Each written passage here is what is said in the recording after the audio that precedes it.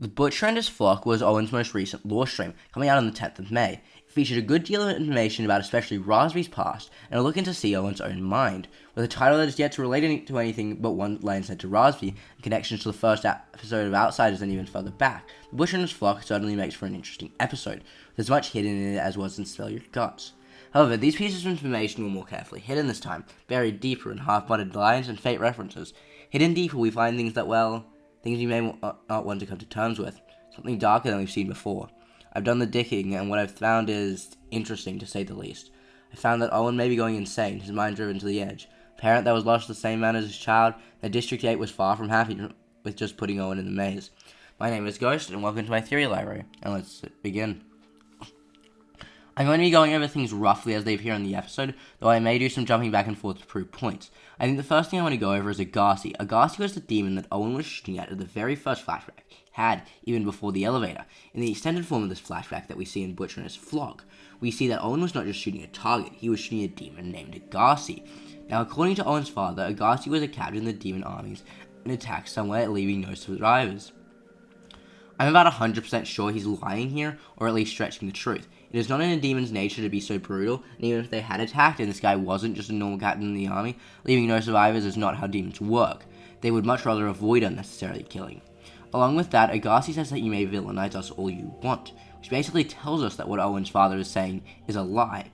What is interesting is that Owen's dad said he'd report this to the council, meaning this was not just Owen's family that hated demons, it was a group of people, and I have an overall theory concerning this. I think what merely happened was Agassi was indeed a captain in the demon army, but there was once again no war, and he was just living his life in a city with a bunch of other demons. When Owen says there were no survivors, I think he means no one left that can be seen as humans, as the humans in the town would have been fine with demons, and that would have made them as bad as the demons themselves to Owen's father, so Owen's father and his troops killed all of them. As well as this, there is nothing that explicitly says the council around the town, although they probably did, considering they could order people to, kill civilians. And even if there actually was a war and Garcia's troops really attacked somewhere, my guess is that they were both attacked first, that they had less survivors, and that Owen's father was merely making them worse than they were because he's an extremist and wanted Owen to kill Garcia. Even if this entire city hated demons, the overall opinion of demons in District 15 would have been neutral, because once again, only Owen objected to the treaty. Everyone else just saw them, at worst, as an enemy on the battlefield, but not terrible in their own right. And I still believe that this was just a wildfire, and I severely doubt once again that this was done by demons. However, Agassi made an impact on Owen. Owen said that he has no sympathy left for the creatures, and that he had no mercy for them either, and that he only hated them. Then why would he use Agassi's name as a fake last name? As much as Owen wants to ignore it and squash it and bury it down deep in him so they can never find it, he still sees demons as people on some levels. They still make impacts on him as people. For why would you use what you see as an inferior being's name as your own? I have one more thing about Agassi, but that's going to have to wait till the end of the video. Next thing I want to talk about is the lava here. In my opinion, there are two possibilities here. The first is the creators are bored or wanting for results. As entertaining as it is for them watching Owen kill people, the maze would kill many more and faster, so they are trying to get people to go in the maze through two different ways, and possibly a third being Aaron.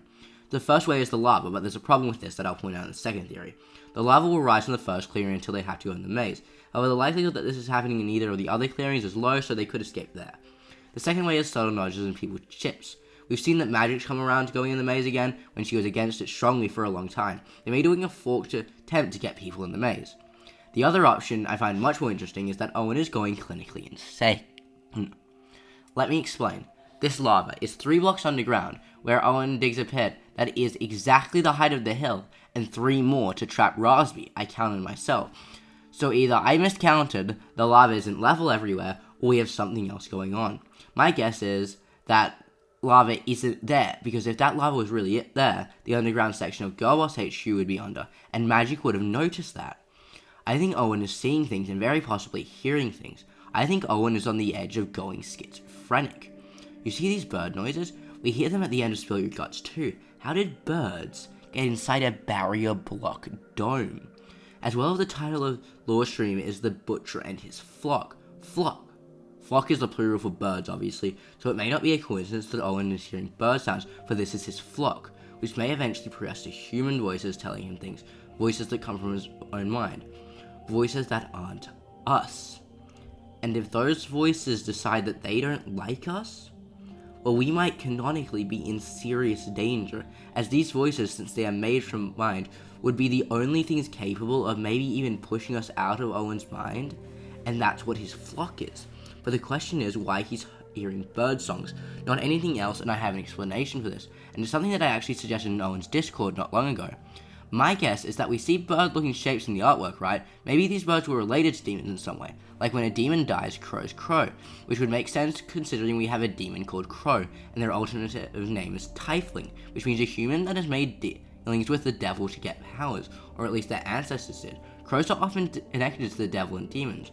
Also, Owen says that stands against all that is sacred, that being demon.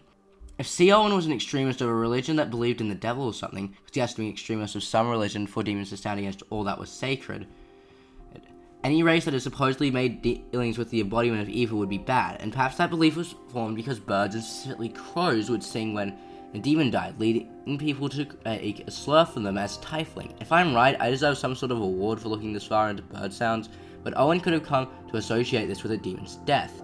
So his brain makes him hear bird sounds when a demon dies, because as I proved, he's not the most mentally stable of people. The third thing I want to talk about is the fact that people have started catching on to Owen, both Angel and Magic. Angel is pretty obvious, although if she ever finds the slightest bit of proof, she will know she's right, although this conversation with him is proof that Owen has nothing against angels, and that he has never seen one, which will be important for later.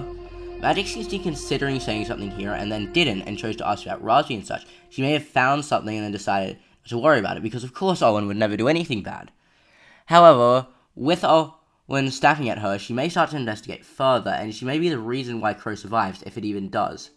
Anyway, I'm going to move on to what Angel said about the large castle thing. As far as I see it, there are three options to what this castle is, and like usual, I'm going to go over them in order of probability. The first would be some sort of demon castle, as Rosby says, for the kingdom here, which means there's a royal family, including her sister who died here, and presumably a king and a castle. Although, since we haven't seen it, I don't even know if it exists, so circumstantial. The second option is this peace treaty building, as we have no idea what the outside looked like. The interior looked pretty massive, and the peace treaty would have had a lot of people, even outside districts 8 and 15, watching it, like on TV or something, because it would be a big event. The third option is a little weird, but interesting. It could refer to an actual hall of god or gods. After all, Angel is an angel, and if she was actually a god's lieutenant, it would explain a lot. For example, her animosity towards Ori, as that would require a human and an angel to, well, you know, which would probably be forbidden in the extreme, as well as some stuff with Owen that would make sense for why Owen had never seen someone like her if she was a god's lieutenant, and if God is a thing on outsiders and Tieflings are a race that would presumably make deals with a devil. Owen could be an extremist Christian, which could explain why he hated the race so much. But I don't want to get much further into this because talking about a religion makes it really easy to offend people.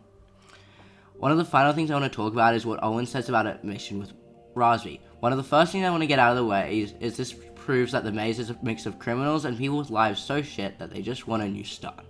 Rosby would have volunteered because her sister, the other princess, was killed and she had no one left to care about her, likely because of her strange white skin. And while demons would have been openly mean or awful to her because of it, she may have unnerved them, which could have ended up making them avoid her, except for her sister, who was then killed by Owen. So she's so distraught she signs up for the maze, right? But she doesn't just want to get away from anything, she also wants vengeance.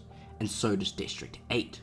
So they tell her beforehand to try to kill Owen if she gets her memory back, but the creators are smarter than that, so they send her up with Owen, because they know that if they send them up together, Rosby will have a harder time killing him, and that they want to see the psychological impacts of best friends killing each other, because they're twisted fricks. If Rosby had gotten her memories back first, she probably would have just explained it to Owen, and Owen would have probably blamed himself for it, and that would have been the outcome I think we'd all have preferred. I have one more thing to leave with you. I'm going to leave you with this. I mentioned at the beginning of the video a father that was killed by the same man that killed his son. Well, remember our old friend Garcia? Notice anything similar to anyone else? That's right, well, I think he may be Apo's father. Okay, that's all from me. My next video is either going to be on something on MCCR and more DSMB connections, a bit of stuff on this thing because I think it might be back, or maybe even I'll look at some more obscure stuff like the announcement to it. Once again, my name is Ghost, and I'll see you all next time.